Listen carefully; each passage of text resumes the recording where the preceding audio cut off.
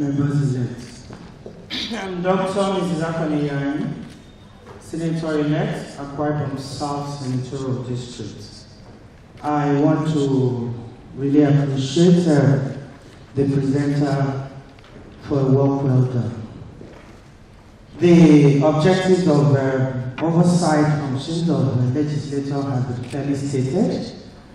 And I remember a situation in my state some years back when House member representing my federal constituency led a committee to the state for an oversight function, and a particular issue that had to do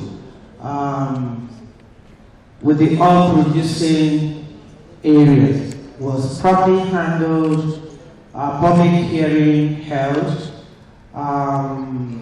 inspection properly done, conducted, and they returned back, reported fully to the House, a resolution was taken and properly communicated to the then government for implementation. Since then, nothing has been done. How do we handle a situation like this? Thank you.